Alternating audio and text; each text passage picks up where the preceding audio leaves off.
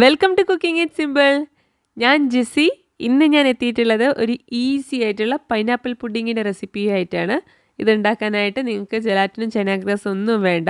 നമ്മൾ ഈസി ആയിട്ടുള്ള ഒരു മെത്തേഡിലാണ് ഈ ഒരു പുഡിങ് ചെയ്യുന്നത്.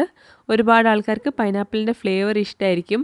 പിന്നെ ഇതുണ്ടാക്കാനായിട്ട് നിങ്ങൾക്ക് പാലിൻ്റെ ആവശ്യമില്ല.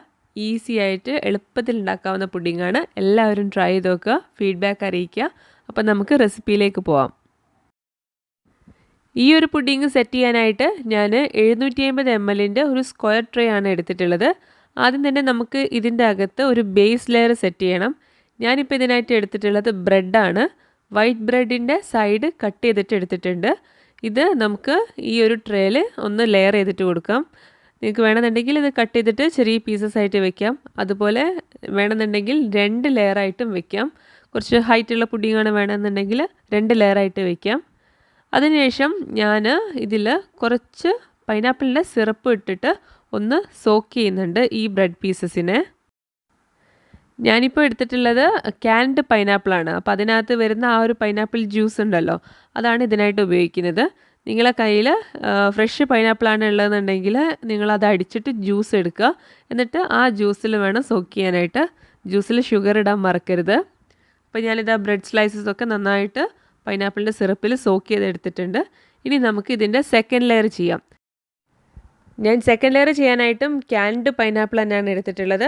ബാക്കി ആ ക്യാനിലുണ്ടായിരുന്ന പൈനാപ്പിളും അതിൻ്റെ സിറപ്പും എല്ലാം കൂടെ ഞാൻ ഒന്ന് നന്നായിട്ട് മിക്സിയിൽ അടിച്ചെടുക്കാൻ വേണ്ടിയിട്ട് പോവുകയാണ്. നിങ്ങളുടെ കയ്യിൽ ഫ്രഷ് പൈനാപ്പിൾ ആണെന്നുണ്ടെങ്കിൽ അതും ഇതുപോലെ അടിച്ചിട്ട് അതിൻ്റെ ജ്യൂസ് എടുക്കുക. എന്നിട്ട് നന്നായിട്ട് ഒന്ന് അരിപ്പിലൂടെ നമുക്ക് ഇതൊന്ന് അരിച്ചെടുക്കാം. ഈ ഒരു ജ്യൂസ് ഞാൻ മെഷർ ചെയ്ത സമയത്ത് 2 കപ്പ് ഉണ്ടായിരുന്നു. അതായത് 1/2 ലിറ്റർ പൈനാപ്പിൾ ജ്യൂസാണ് നമ്മളിതിന് വേണ്ടിയിട്ട് എടുക്കുന്നത്. ഞാനിത് മെഷർ ചെയ്തെടുത്തിട്ടുണ്ടായിരുന്നു. ഇനി നമുക്ക് ഇതിലേക്ക് വേണ്ടത് 4 ടേബിൾ സ്പൂൺ അളവിൽ കസ്റ്റാർഡ് പൗഡറാണ്. കസ്റ്റാർഡ് പൗഡർ ഡയറക്റ്റായിട്ട് പൈനാപ്പിൾ ജ്യൂസിലേക്ക് ചേർക്കരുത്. പകരം കുറച്ച് പൈനാപ്പിൾ ജ്യൂസ് നമ്മൾ കസ്റ്റാർഡ് പൗഡർ എടുത്തിട്ടുള്ള ബൗളിലേക്ക് ചേർത്തിട്ട് നന്നായിട്ട് കട്ടയില്ലാതെ ഈ കസ്റ്റാർഡ് പൗഡർ കലക്കിയെടുക്കുക. അതിനുശേഷം നമ്മളെടുത്ത് വെച്ചിട്ടുള്ള പൈനാപ്പിൾ ജ്യൂസിലേക്ക് ഈ ഒരു മിക്സ് ചേർത്ത് കൊടുക്കുക. ഡയറക്റ്റായിട്ട് നമ്മൾ കസ്റ്റാർഡ് പൗഡർ ജ്യൂസിലേക്ക് ഇട്ട് കഴിഞ്ഞാൽ കട്ട പിടിക്കാനുള്ള ചാൻസ് ഉണ്ട്. അത് ഒഴിവാക്കാൻ വേണ്ടിയിട്ടാണ് ഇങ്ങനെ ചെയ്യുന്നത്. അപ്പം ഞാനിപ്പോൾ ക്യാൻഡ് പൈനാപ്പിൾ എടുത്തുകൊണ്ട് തന്നെ ഒരുപാട് പഞ്ചസാര ഞാനിതിൽ ചേർക്കുന്നില്ല. ഓൾറെഡി ഷുഗർ അതിലുണ്ടാവും. ഞാനൊരു 1/4 കപ്പ് പഞ്ചസാരയെ ചേർക്കുന്നുള്ളൂ. നിങ്ങളുടെ ആവശ്യത്തിനനുസരിച്ചുള്ള പഞ്ചസാര നോക്കിയിട്ട് ചേർക്കുക. 2 നുള്ളു ഉപ്പ് കൂടെ ഞാൻ ഇതിലേക്ക് ചേർക്കുന്നുണ്ട്.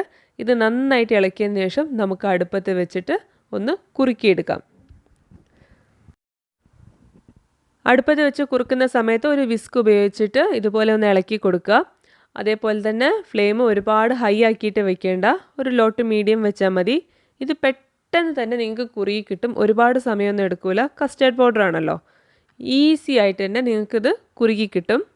പിന്നെ മധുരത്തിൻ്റെ കാര്യം എല്ലാവരും അവരവരുടെ ഇഷ്ടത്തിനനുസരിച്ചിട്ട് അഡ്ജസ്റ്റ് ചെയ്തിട്ട് ചേർക്കുക. കാരണം ചില ക്യാൻഡ് പൈനാപ്പിൾ എടുക്കുകയാണെന്നുണ്ടെങ്കിൽ അത് ഹെവി സിറപ്പായിരിക്കും, ചിലത് ലൈറ്റായിരിക്കും. അപ്പോൾ അതിനനുസരിച്ച് മധുരം നോക്കിയിട്ട് അഡ്ജസ്റ്റ് ചെയ്യാൻ പ്രത്യേകം ശ്രദ്ധിക്കുക. ഇപ്പോൾ ഇതാ ഏകദേശം നമ്മുടെ പൈനാപ്പിളിൻ്റെ മിക്സ്ചറൊക്കെ നന്നായിട്ട് തിക്കായി തുടങ്ങിയിട്ടുണ്ട്.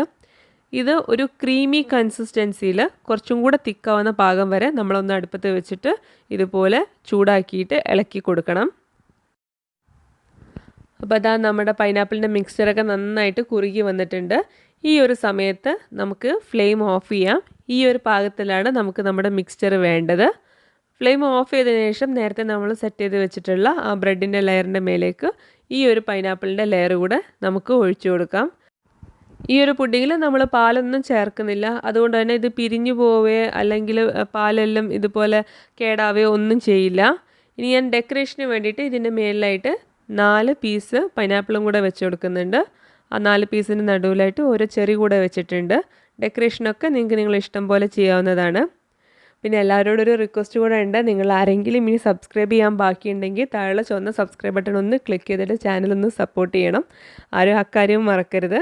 അപ്പോൾ എല്ലാവരുടെയും സപ്പോർട്ട് ഉണ്ടാവുമെന്ന് വിചാരിക്കുന്നു.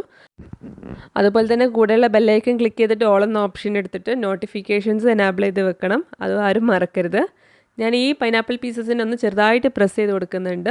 അതിനുശേഷമാണ് നടുവിൽ ചെറി വെച്ചിട്ടുള്ളത്. പിന്നെ നിങ്ങൾക്ക് ഇതിൻ്റെ മേലെ ഇനി വേറെ എന്തെങ്കിലും നട്ട്സോ അല്ലെങ്കിൽ ബിസ്ക്കറ്റോ അങ്ങനെയൊക്കെ ചെയ്യണമെന്നുണ്ടെങ്കിൽ അതൊക്കെ ചെയ്യാവുന്നതാണ്. ഇത് നമുക്ക് നന്നായിട്ടൊന്ന് തണുക്കാൻ വേണ്ടിയിട്ട് ഫ്രിഡ്ജിൽ വെക്കാം. ഒരു 3 മുതൽ 5 മണിക്കൂർ വരെ ഇത് സെറ്റാവാൻ വേണ്ടിയിട്ട് എടുക്കും. അപ്പോൾ ഒരു 3 അവേഴ്സ് ഞാൻ ഫ്രിഡ്ജിൽ വെച്ചതിന് ശേഷം എടുത്തിട്ടുണ്ട്. ഇനി കട്ട് ചെയ്ത് കാണിച്ചു തരാം. നമ്മൾ സാധാരണ പുഡിങ്ങൊക്കെ കിട്ടുന്ന പോലെ തന്നെ നല്ല സെറ്റായിട്ട് തന്നെ വന്നിട്ടുണ്ട്. ഒരുപാട് ഹാർഡും അല്ല, നല്ല സോഫ്റ്റും അല്ല, ഒരു പാകത്തിനുള്ള സെറ്റായിട്ട് തന്നെയാണ് കിട്ടിയിട്ടുള്ളത്. അപ്പോൾ എല്ലാവരും ട്രൈ ചെയ്ത് നോക്കുക, ഫീഡ്ബാക്ക് അറിയിക്കുക. ഇൻഗ്രീഡിയൻസും ടിപ്സൊക്കെ താഴെ ഡിസ്ക്രിപ്ഷൻ ബോക്സിലുണ്ട്. Thank you for watching.